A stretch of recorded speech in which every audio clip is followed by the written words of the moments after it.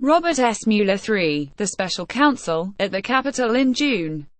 As Mr. Mueller announced charges in his inquiry this week, the conservative news media focused on what it saw as the scandal of President Trump's political opponents.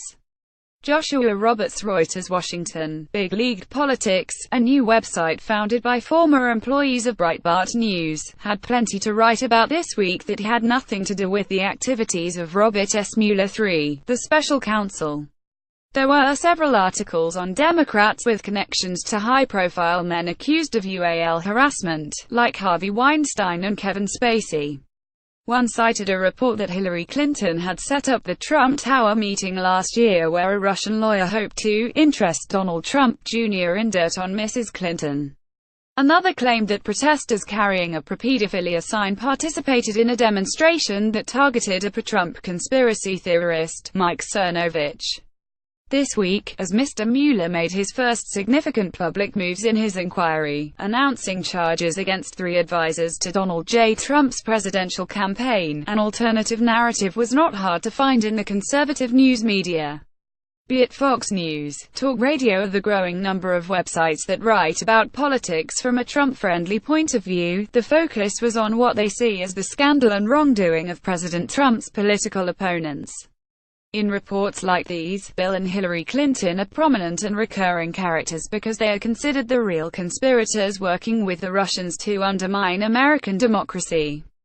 The coverage seems to have a receptive audience in Mr. Trump, who unleashed on Friday a Twitter torrent against Mrs. Clinton, accusing her of a litany of crimes that included destroying evidence, aiding a foreign adversary and rigging the Democratic primaries against her opponent, Senator Bernie Sanders of Vermont.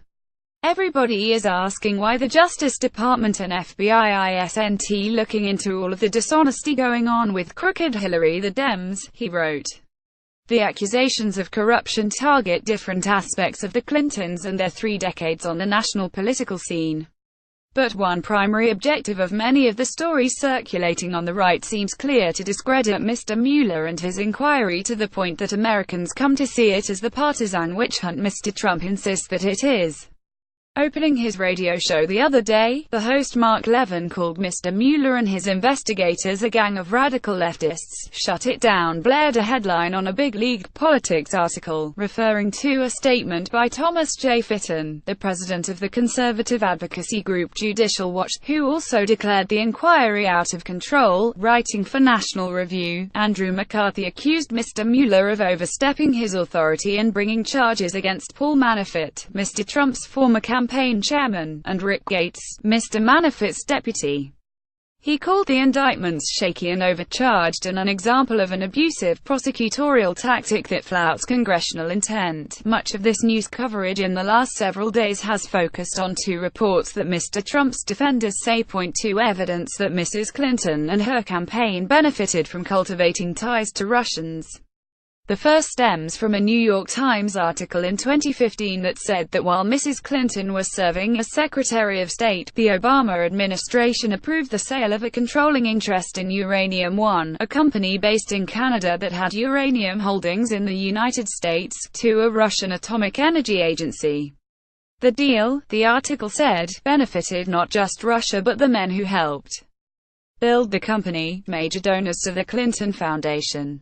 Some of the connections between Uranium One and the Clinton Foundation were unearthed by Peter Schweizer, a former fellow at the right-leaning Hoover Institution, who provided some of his reporting to The Times, which scrutinized the information and built upon it with its own reporting. But the coverage received renewed attention this month after an article in The Hill said that the FBI had been looking into evidence around that time, when Mr. Mueller was at the FBI, that Russians were engaged in bribery so they could expand their energy interests in the United States. Mr. Trump called it Watergate, modern age. The State Department has said that decisions to approve deals like the one in question generally do not rise to the level of the secretary, meaning it is unlikely that Mrs. Clinton would have known anything about it.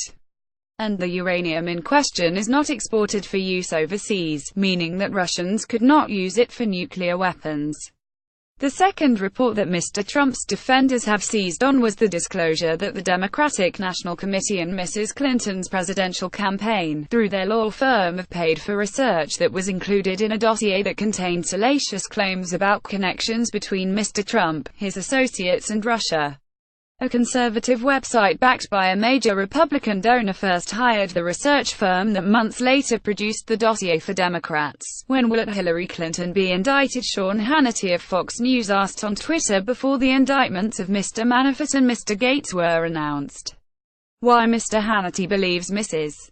Clinton should be indicted is unclear. His implication seems to be that because the information in the dossier was apparently gleaned from interviewing Russians, that amounts to collusion. To many conservatives, the uranium story is particularly emblematic of the self-interested and profiteering approach they believe the Clintons have always brought to politics, a narrative they fed for years when Bill Clinton was president, and then later during Mrs. Clinton's campaign for president last year. Speaking on Mr. Hannity's show, Sebastian Gorka, a former official in the Trump White House, compared Mrs. Clinton's distant involvement in the uranium deal to treason. If this had happened in the 1950s, there would be people up on treason charges right now, he said. The Rosenbergs? Okay. This is equivalent to what the Rosenbergs did, and those people got the chair. Chief among those who promoted this image of the Clintons as grifters was, of course, Mr. Trump.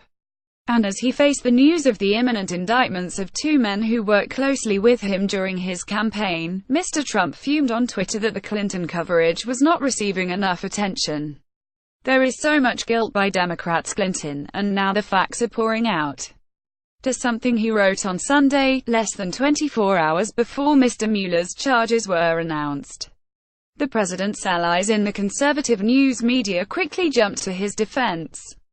Roger J. Stone Jr., an informal advisor and longtime friend of the president, told the Daily Caller that Mr. Trump's only route to political survival was to instruct the Justice Department to investigate the uranium deal. Then, hinting at his true motive for stopping the special counsel entirely, Mr. Stone said on Monday that Mr. Mueller could not continue on if his activities while he was FBI director were under scrutiny. Mueller can't be a special prosecutor when he himself is under investigation, Mr. Stone said. Mr. Hannity, declaring the indictments much ado about nothing, told his aunts, which often includes the president himself, that Mrs. Clinton, Mr. Clinton and President Barack Obama had to answer for the uranium deal.